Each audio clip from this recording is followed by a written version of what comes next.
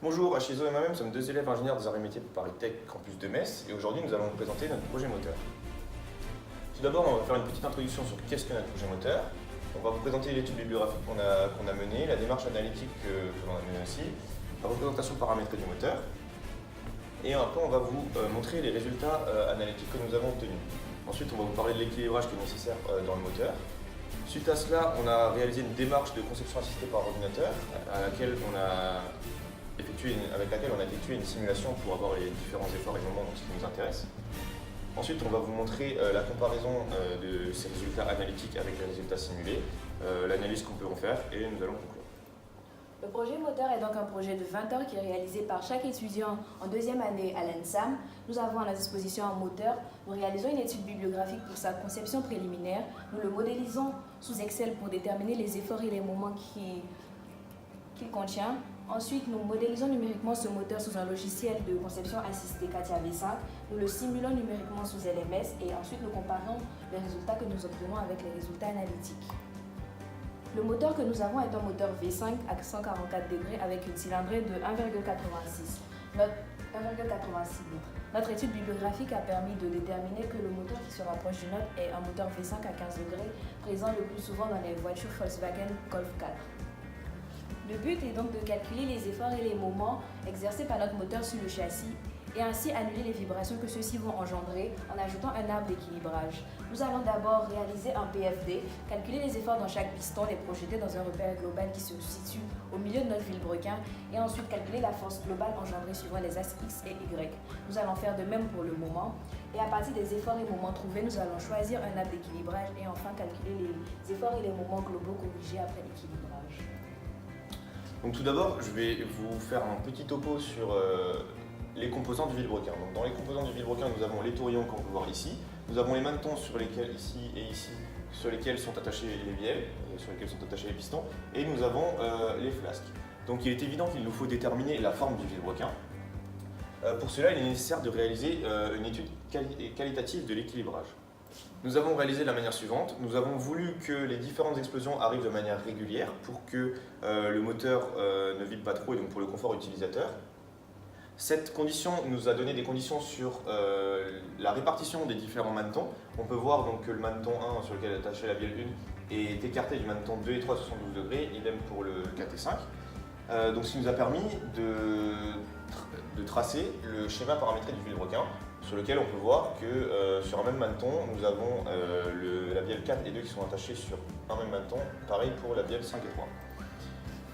Une fois le vilebrequin conçu, nous pouvons calculer les différentes forces des différents pistons dans le repère global que l'on va sommer pour avoir la force totale suivant X dans ce repère global. Nous faisons pareil avec la force suivant Y. Et nous faisons pareil avec les moments, ce qui nous permet donc d'avoir les efforts et moments globaux suivant X et Y. Nous avons fait cette étude analytique sur Excel de manière à ce que les différents paramètres soient modifiables très facilement et que les courbes se génèrent automatiquement. Donc, comme nous allons le voir, en changeant un paramètre, voilà, la courbe se reconstruit tout de suite. Nous avons vu précédemment que les efforts et les moments présents dans le moteur ne sont pas nuls, ils engendrent ainsi des vibrations dans le moteur. Or, on ne peut pas équilibrer et les efforts et les moments, donc il va falloir faire un choix. D'une part, nous avons les efforts engendrés dans le moteur et d'autre part, nous avons les moments qui vont générer eux aussi des efforts. En faisant la comparaison, on voit que les premiers sont les plus élevés, d'où le choix de l'équilibrage des efforts. On observe donc qu'en un tour de moteur, nous avons une seule période. On observe qu'en un tour de moteur, nous avons une oscillation, ce qui va engendrer un équilibrage au premier ordre. Nous allons rajouter un arbre d'équilibrage qui va engendrer des efforts opposés. Ces efforts ajoutés aux efforts précédents vont créer une nouvelle somme d'efforts qui sera beaucoup moins importante que les efforts précédents, ce qui va avoir comme conséquence l'atténuation des vibrations dans le moteur. Suite à cela, nous avons réalisé une démarche de conception assistée par ordinateur. En premier lieu, nous avons dessiné notre squelette 2D, donc, que l'on peut voir ici, grâce à l'étude qualitative que nous avons fait précédemment, comme je vous l'ai expliqué. Une fois le squelette 2D créé, nous avons créé le squelette 3D, donc qui se dessine dans la longueur finalement et dessine le vilebrequin en entier. Une fois notre squelette 3D dessiné, nous avons dessiné les surfaces fonctionnelles des liaisons cinématiques que l'on peut voir en jaune ici. Donc là, la jupe du piston, et ici on retrouve le vilebrequin. Suite à cela, nous avons modélisé en 3D, donc en CAO, les différentes pièces. Donc nous avons le piston ainsi que son axe ici, le vilebrequin donc, qui est sur le squelette 3D, le carter ainsi que la bielle. Une fois toutes les pièces réalisées, nous avons pu procéder à l'assemblage. Donc pour cela, nous avons mis en place les différentes contraintes qui existaient entre les pièces, et donc ce qui nous a donné ce moteur.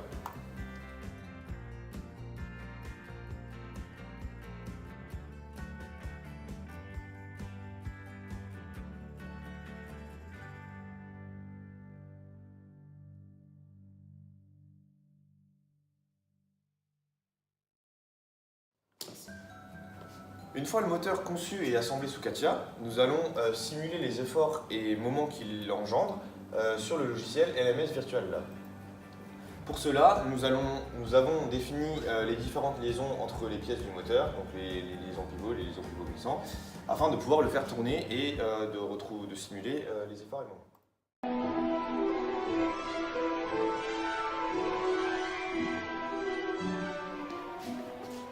Après la simulation, nous obtenons les courbes suivantes. Donc nous obtenons les efforts suivant l'axe X et suivant l'axe Y, avec des moments aussi suivant l'axe X et suivant l'axe Y. Nous allons donc réaliser une comparaison entre les résultats obtenus analytiquement avec Excel et les résultats obtenus numériquement avec LMS. Nous avons donc les courbes des forces et des moments suivant X. Concernant les forces, nous avons une même allure et un même ordre de grandeur, tandis que pour les moments, nous avons certes une même allure, mais les moments simulés sont 4 fois plus importants que les moments calculés analytiquement. Pour ce qui est des forces et des moments suivant Y, nous avons, comme précédemment, les mêmes allures pour les forces et les moments, tant analytiquement que numériquement. Cependant, dans les deux cas, forces et moments, nous avons des valeurs numériques 2 fois plus importantes que les valeurs analytiques. Pour conclure, ce projet nous a permis de mettre en application un vaste panel de compétences. Nous avons réussi à mettre en place une démarche analytique d'étude d'efforts et de moments ainsi que d'équilibrage. Nous avons réussi à concevoir un moteur V5 à 144 degrés sous le logiciel de CAO CATIA, ainsi que simuler numériquement sous le logiciel LMS afin d'obtenir les valeurs numériques qui nous intéressent. Pour conclure, bien que nous avons rencontré une différence d'amplitude entre les courbes numériques et théoriques, celles-ci ne sont pas aberrantes et les allures. Plus généralement, ce projet nous a permis d'appréhender les différentes tâches auxquelles nous serons confrontés dans notre métier d'ingénieur, plus particulièrement dans les bureaux d'études. Il nous a aussi permis d'acquérir une certaine culture technologique concernant les moteurs thermiques multicylindres. Il a permis aussi de développer certaines compétences qui sont indispensables pour un ingénieur, à savoir le travail d'équipe, parce que nous avons travaillé en binôme, le travail de conception, de simulation, de comparaison, de recherche, de synthèse et aussi la gestion de projet. Pour finir, nous souhaitions remercier M. Denis Mathéis, donc professeur aux Arts et Métiers Paris-Tech Campus de Metz, pour sa pédagogie et son aide. Merci pour votre attention. Shed your dreams and shed your bed. I know you well, I know your smell. I've been addicted to you. Goodbye, my lover. Goodbye, my friend. You have been the one. You have been the one for me. Goodbye, my lover. Goodbye, my friend. You have been the one. You have been the one for me.